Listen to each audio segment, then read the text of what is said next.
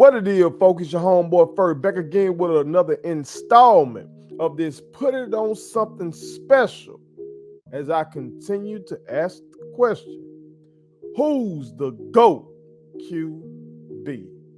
As I've said previously, mainstream media tries to act like this question should not be asked anymore. That it's undoubtedly Tom Brady. But given the fact that I believe, and most people that know sports believe, that football is the ultimate team game, I think the answer to that question is more complex and it deserves more analysis. You feel me? So I'm happy to be bringing to you Peyton Manning's resume. All right, this is my wife's favorite football player of all time. I ended up buying her a Peyton Manning Broncos jersey and everything. Okay, one time my wife, I let her play fantasy football with us, and this woman, when Peyton was with the Colts, drafted nothing but Colts. Okay, hey, y'all know how my baby's season turned out, but that's how much she fucked with Peyton Manning, you feel me? And for good reason. He one of them ones. Okay? He's one of those ones. He definitely deserves to be in this conversation. Okay? So we're gonna take a look at his resume, you know, to man, y'all tell me what you think. But before I get to that, y'all need to go ahead and do that right there. Go ahead and do that. Subscribe. It costs you nothing to hit that button. You feel me? Because I'm telling y'all, first letter over here, I'm going to help you win the barbershop. I'm going to help you win the group text because I'm going to arm you with this information. You feel me? But let's get into it. We talking about Peyton Manning, and Peyton Manning played 17 seasons in the league. All right, 17 seasons from 1998 to 2015. He played 13 of those seasons with the Indianapolis Colts, 4 of those seasons with the Denver Broncos. You know what I'm talking about? He's another one of these all-time quarterbacks that wasn't a lifer with his original team. But if you know Peyton Manning's story, you know he ended up having like some neck problems. And a lot of people thought his career was over, including the Colts. And they ended up moving away from him and going to who many were calling that next guy, this prototypical guy. They were saying basically Peyton Manning with mobility, and that was Andrew Luck, you know. But it turned out that Andrew Luck couldn't deal with the beating of the NFL and stuff like that. And y'all know he retired prematurely. You feel me? But Peyton left there, went on to play with the Broncos 4 more seasons, and had a hell of a time over there. Okay, so he enjoyed success with both franchises. This man is known for his command of the offense. He basically was his own offensive coordinator, really. If you listen to people talk about Peyton Manning, they talk about even in the practice shit. That motherfucker run the whole offensive practice. Like, he was that guy. For especially in Indy, you know what I'm talking about. He run the whole shit. People also know him for his adjustments at the line of scrimmage. You know, that motherfucker come up there, he sees something, he finna check into this, and motherfuckers finna switch formations and do all that. Like, it got so real that even on Madden, if you played against a Peyton Manning team on Madden, they had him doing all that shit on the game too, you know what I'm talking about? But he was known for being studious, known for his work ethic, known for his film study, which allowed him to do all of that. Now, some might say that shit, he overthought shit sometimes and checked out of maybe a good play and checked into some bad plays sometimes. But I don't know. I always respected his command of the offense. It was always very impressive to me. He's also known for his cadence. Omaha. You know, that has become just something that motherfucker has turned that into something that he can make money off of too. You feel me? But he's just known for all those things that he did at the line of scrimmage. I don't think I've seen any quarterback do more at the line of scrimmage. Now, during this project, I've learned that most of those early quarterbacks, I'm talking about coming all the way up probably until you get to the 80s, I would say. Those quarterbacks calling their own plays for the most part. I want to say in Pittsburgh, Chuck Noll was calling the plays, which is something that Terry Bradshaw didn't like, because he was looking at his contemporaries, and those guys was getting called their own plays, and he didn't really like that. I want to say down there in Dallas, Tom Landry was calling their plays, but that was something that him and Roger Staubach kind of had issues with each other about, because Roger Staubach again was looking around the league and like, these motherfuckers calling the plays.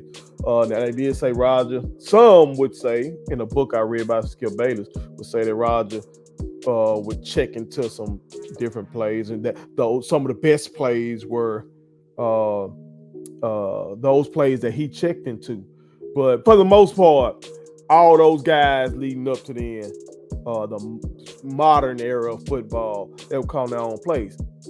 So it's kind of like Peyton is a throwback to that. You know what I'm talking about? Where the quarterback really was running things and then had to execute the offense. But this man got it done. He had 5 MVPs. 5. I think people forget that. Especially with my quarterback, Aaron Rodgers. Y'all know I'm a Packer fan now.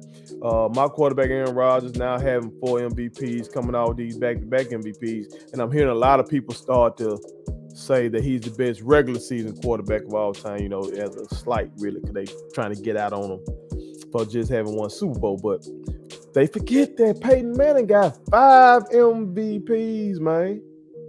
5. He won in 2003, 2004, 2008, 2009, and 2013. So, and that's 4 with the Colts, and he got 1 when he went to the Broncos. So it was kind of like Brady was winning the Super Bowls during this same era, and then Peyton was getting all the individual accolades. You know what I'm talking about? But Peyton did get 2 Super Bowl rings. In 2006, he got one when I want to say the Colts beat the low-down, dirty, stinking, filthy Bears. Okay, again, I'm a Packers fan. I gotta say that about the Bears. All right, and then he got one in 2015 with the Broncos, but he was kind of a shell of himself then. I think they had even gone to the backup some during that year as well. You know what I'm talking about? But he can still think the game and still get them into the best play and stuff like that in the line of scrimmage. But the Peyton Manning that we knew of, even like in the first couple years with the Broncos, where he was just setting these crazy records for individual accomplishments in the season, like he wasn't like that in that last Super Bowl year with the Broncos. Okay, he did have a total of 4 Super Bowl appearances, though. As I mentioned, that one in 2006 when they defeated the Bears. Yeah, they won in 2009. All right. Well, after the 2009 season, it had the Super Bowl happened in 2010. Okay. So after the 2009 season, they went to the Super Bowl, lost out, went to the New Orleans Saints. Okay. That's the one that made Drew Brees a god down here where I'm from in this deep south, you know what I'm talking about, in Mississippi, right next to Louisiana. That broke my wife's heart too. My wife literally cried after that fucking game. And I'm like, what the fuck this grown ass woman doing? She don't even like football. Like she for real, she don't like this shit. But she fucked with them Colts hard. She fucked with Peyton Manning particularly. Oh, so she got this deep hatred for the Saints because of that game. Okay. Went back in 2013 with the Broncos. Okay. Lost that one though to Seattle. Okay.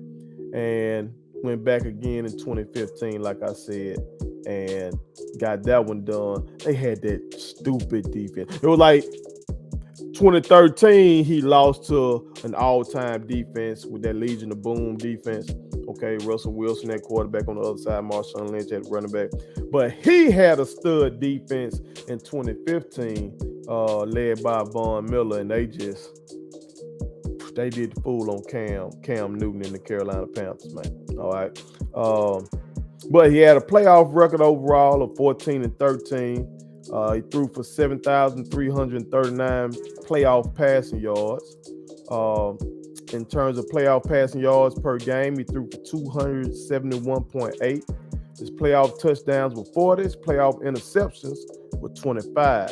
His playoff passer rating was 87.4. His regular season record was a great 186-79. In terms of regular season passing touchdowns, he threw for 539, which was the record when he retired. That's now third. Now, he still holds the record for single season passing touchdowns with 55, okay? And that came in that legendary season with the Broncos in 2013. All right. He threw 251 interceptions in the regular season. That ranked 9th when he retired, and it still holds at 9th right now. Now, in terms of passing yards, he threw for 71,940, and that too ranked first when he retired. Okay, so he had the passing touchdown record when he retired, had the passing yards record when he retired. Okay, and like I said, the other one's now ranked third, and passing yards, he's ranked third in that too now. But like I said, with the single season passing touchdown record, he still holds that with 55, and he still holds the single season passing yards record by beating out Drew Brees by 1 damn yard. Okay, in 2013, Peyton Manning had 5,477 yards, and in 2011, Drew Brees threw for 5,476 yards. So I'm sure that's something they probably talk about from time to time when they see each other. His regular season passer rating was 96.5, and that ranked 5th when he retired. That's now 11th.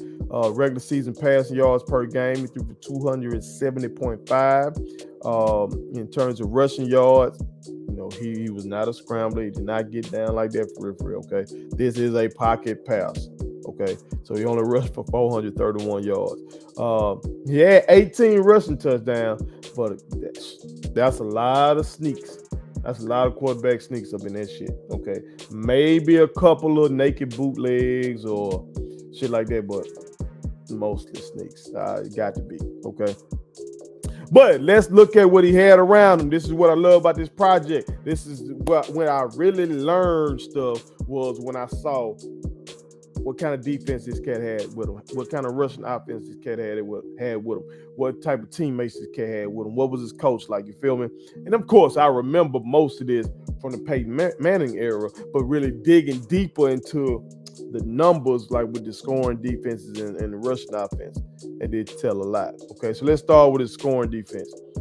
Peyton Manning had 7 top 10 scoring defenses over his career. Okay, he had 5 with the Colts, and he had 2 with the Broncos. Okay, now y'all remember with the Colts, he had guys like Dwight Freeney. Dwight Freeney was a bad motherfucker. Okay, that motherfucker had a tremendous spin move. Okay, sack master. He also had Bob Sanders, was great safety. Great safety. Kind of undersized, but that motherfucker would lay the wood. Couldn't really stay healthy. But when that man was healthy, Bob Sanders didn't give a fuck. Okay. That man, go look him up. Look up some of his highlights. That man used to go. All right. But in 2001, I learned Peyton had the worst scoring defense in the league. Okay. He won the Super Bowl in 2006 with the 23rd ranked defense. All right, so that's impressive to me because, again, the old saying is defense wins championships. Okay, so for him to have the 23rd ranked scoring defense shows that Peyton Manning was so good that, yeah, he was able to overcome that. And probably the defense may have figured some things out in the playoffs as well. Maybe they got healthier and shit like that.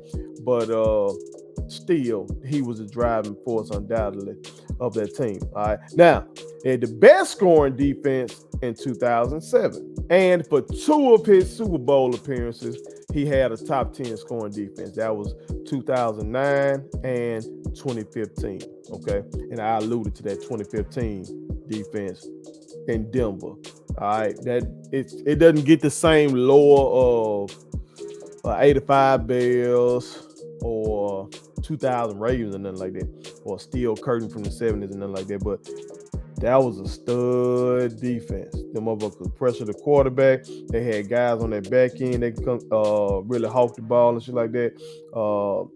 Physical.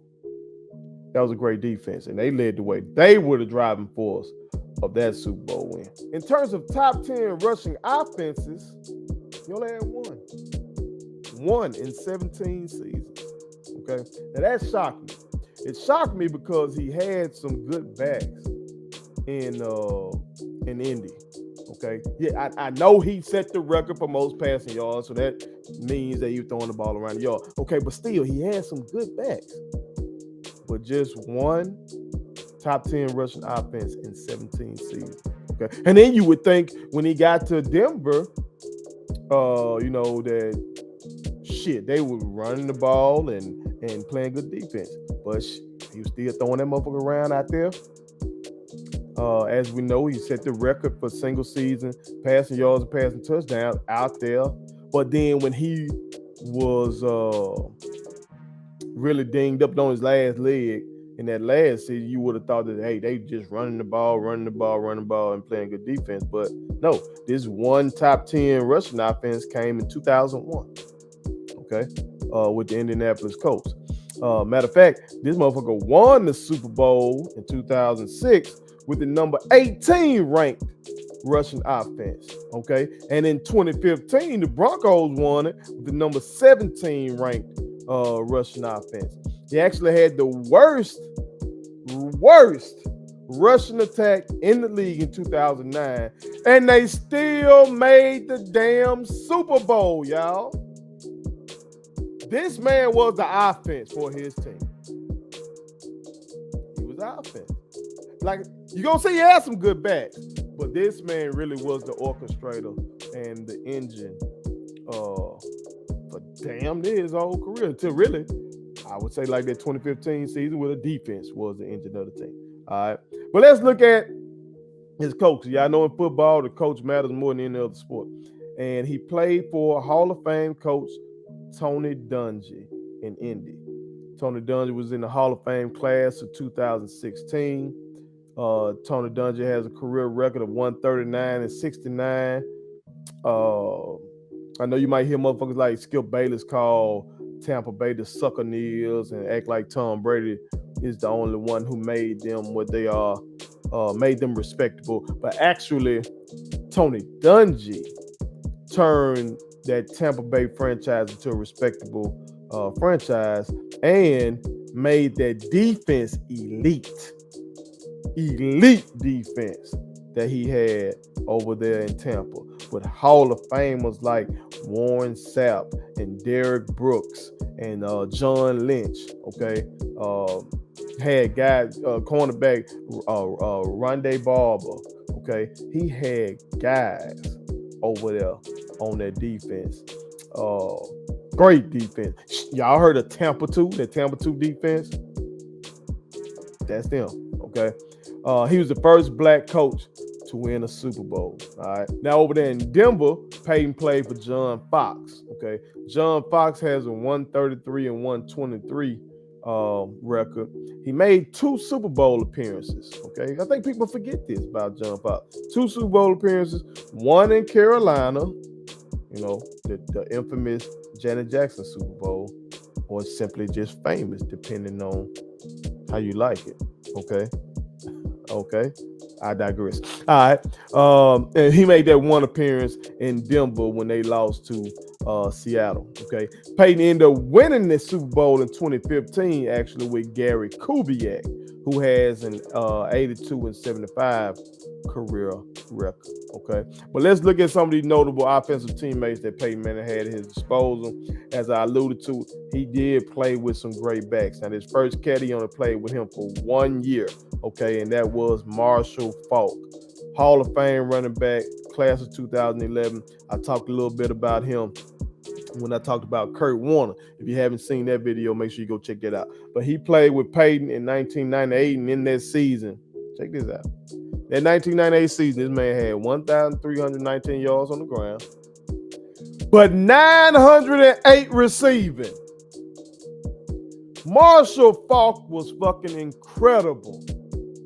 he would be a fantasy football owner's dream today. Okay, that was a bad man. All right, he was the MVP in 2000 with the Rams, of course. 3-time Offensive Player of the Year, 6-time All-Pro. Had 4 straight seasons of more than 2,000 scrimmage yards. He's Mr. Versatility. Okay, so I want y'all to think about this, especially if y'all Indianapolis Colts fans. I want y'all opinion on this, and football fans in general. I want your opinion on this. Should the Colts have kept him? Okay, or would you say, shit, they did all right? Because the guy that came right after him turned out to be a Hall of Fame as well, and that's Edgerrin James, okay? In the Hall of Fame class of 2020, he played with Peyton from 1999 to 2005, okay? Won 2 rushing titles in his first 2 seasons. 3-time All-Pro, and he made the All-2000s team, okay? So who do y'all think was the better back? Who should the Colts have stuck with? Should they have stuck with Marshall Faulk, or hey, what is okay? Did it work out basically because they went ahead to Edgerrin James? Who would you have preferred to have on your squad, y'all Colts fans or just NFL fans in general? Let me know what y'all think. All right. Peyton also played with Hall of Fame wide receiver Marvin Harrison. Harrison is in the Hall of Fame class of 2016. He was a 3-time All-Pro, All-2000s team. Had over 1,100 catches in his career to go along with 128 touchdowns, okay? He led the league in catches twice, led in yards twice, he led in touchdowns 1 time, okay? Wasn't the biggest receiver, probably wasn't the fastest. That motherfucker run them routes. Marvin Harrison run that whole route tree. Matter of fact, I recently saw a video of Peyton Manning and Marvin Harrison's pregame routine. And say these men would come out there and Marvin Harrison would run the whole damn route tree before the game with Peyton. Okay, these guys put in their work, and that's why both of them are in that hall. Okay, I would say his other favorite target during his Indianapolis days was Reggie Wayne. Okay, Reggie Wayne is somebody who I think is going to end up in the hall. He's not there yet, and I don't think he deserves to be a first ballot, nothing like that. But I think he's going to get in there. He's a 1-time All-Pro. Okay, and it's in the area, it's tough as fuck to be All-Pro, but he did have numerous Pro Bowls. He did catch over 1,000 balls in his career. See, that's right there. That's what I think is going to get him into that hall. He caught 1,000 balls, over 1,000 balls, okay, with 82 touchdowns to go with it. And he did lead the league in yards in 2007. So I think he's going to get into the hall. Y'all let me know what y'all think. Does Reggie Wayne deserve to be in the Hall of Fame? Let me know, okay? Some of his other notable teammates, though, these cats from his Indy days, Dallas Clark. Great pass catching tight end. If Marvin or Reggie wasn't open, seemed like Dallas always was. He really took advantage of the matchup that he had, given the fact so much attention was going to those stud receivers, okay? But Dallas Clark was a great pass-catching tight end. He also had Joseph Adai. Now, Joseph Adai was not as good as Marshall Faulk was for that 1 year, or definitely not Edgerrin James and nothing like that. But Joseph Adai had his time. You know what I'm saying? Joseph Adai couldn't really stay, healthy. But Joseph Adai was okay in Indy, okay? But when he got to Denver, so he chose wisely. They had talent. He played with Demaryius Thomas. Long live Demaryius Thomas, okay? He was dominant from 2012 to 2015. We talking about a big, strong, fast, physical receiver, man. And Peyton utilized that brother well, man. And that's a tragedy for this man's family that he's no longer with us. But long live Demaryius Thomas. All right. He also had Wes Welker out there. Now, y'all mostly know Wes Welker for the damage he did in New England with Tom Brady, okay? But when he came over there with Peyton, the man caught 13 touchdowns in 2013, okay? He led the league in catches over his career now. He led the league in catches 3 times. Like, I fucking forgot that. Wes Welker led the league in catches 3 damn times. I just told you Reggie Wayne only led the league in catches 1 damn time, okay? And Marvin Harrison only led the league in catches twice. Wes Welker outdid both of them in terms of leading the league in catches. I think, it's me talking now, I think Wes Welker will end up in Canton, Ohio, given the fact that he got a great argument to say that he is the GOAT slot guy. He has a great argument. And we know in this pass happy era, shit, having a great slot guy is wildly important. You know what I'm saying? Shit. So I wouldn't be surprised to see Wes Welker go in there, into the Hall. Okay. Now he was blessed to catch balls from Tom Brady and Peyton Manning in your career. Oh, you blessed as fuck. But Wes Welker was very, very good football player. But that's what I got, man. Y'all let me know if y'all think Peyton Manning has a claim to say that he's the GOAT QB. All right, 5 MVPs, does have 2 rings, 4 Super Bowl appearances. When he retired, he had the record for passing yards. He had the record for touchdowns, okay? Unlike Brett Favre, he didn't have the record for interceptions. Brett had all 3 of them, you know what I'm saying? And that last one you don't fucking want. Don't make me relive some of those interceptions, okay? But Peyton had record for passing touchdown, record for passing yards, still has the single season records for passing touchdowns and passing yards, okay? We know him for basically being the offense. You see that of his 17 years, he only had 7 of those years with a top 10 scoring defense. And in some of those times that he was in these Super Bowls, he did not have one, okay? And in terms of rushing offense, he didn't play with one of these best. It ain't like he had a Troy Aikman situation, or it ain't like he had somebody just toting that rock and they're the driving force of the offense. Even though Edge is a Hall of Famer, okay? Marshall Faulk Hall of Fame too, but he played that 1 year. The Edge is in the Hall of Fame, but just for the totality of his career, and you look at what his teams accomplished, Peyton Manning was a driving force of his offense, okay? So, do y'all think he has a claim to say that he is the GOAT QB? Y'all let me know, because I'm going to keep asking. You feel me? And y'all make sure y'all do this. Don't forget to do this. Subscribe. Put it on something. My kids wanted me to tell y'all to make sure you subscribe to my YouTube channel. Follow me across all social media platforms. Like the videos and share them. Did I forget anything? And turn on the post notifications. Y'all heard them. And also, visit Statement Tees, LLC.com and shop with us. That's Statement Tees. Every t-shirt you wear makes a statement.